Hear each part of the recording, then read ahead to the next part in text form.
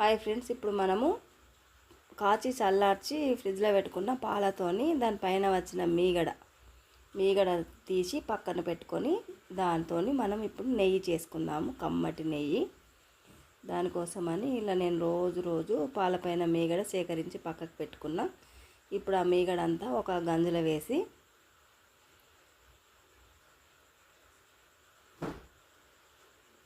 గరిటెతో కానీ చేయితో కానీ దాన్ని ఇట్లా ప్రెస్ చేసుకుంటూ ఇట్లా ఉండలన్నీ విడిపోయేలాగా చేసుకోవాలి.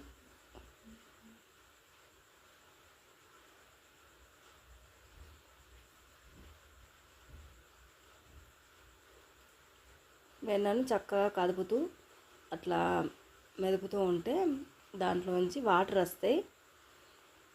వాటర్ వచ్చేంత వరకు అట్లాగే చేయాలి. ఆ వాటర్ వచ్చిన తర్వాత ఆ వాటర్ను వంపేయాలి. ఇంతే ఫ్రెండ్స్, మనకు చక్కటి మీగడ వెన్న తయారైంది. మీగడ కాదు, వెన్న తయారైంది. ఆ వచ్చిన వాటర్ అన్నీ వంపేసి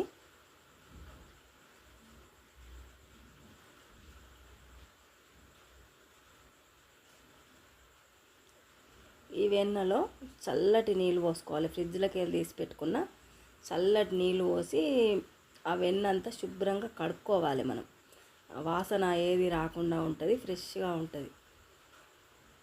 చక్కగా కదుపుతూ వెన్ననంతా వెన్న ముద్ద అంతా చక్కగా కడిగి పక్కకు తీసుకోవాలి.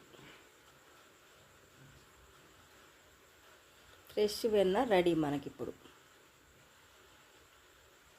ఆ వెన్నను స్టవ్ పైన పెట్టి సన్నటి మంట మీద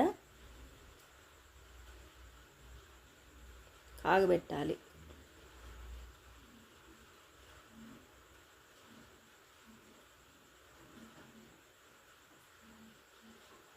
ఇప్పుడు వెన్నంతా కరిగి నెయ్యి చక్కగా పైకి తేలుతుంది.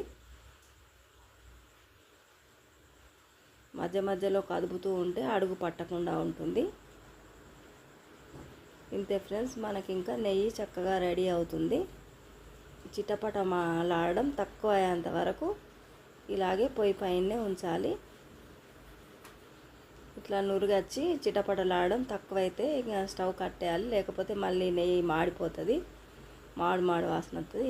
ఈ టైంలో స్టవ్ బంద్ చేసి చల్లారనివ్వాలి.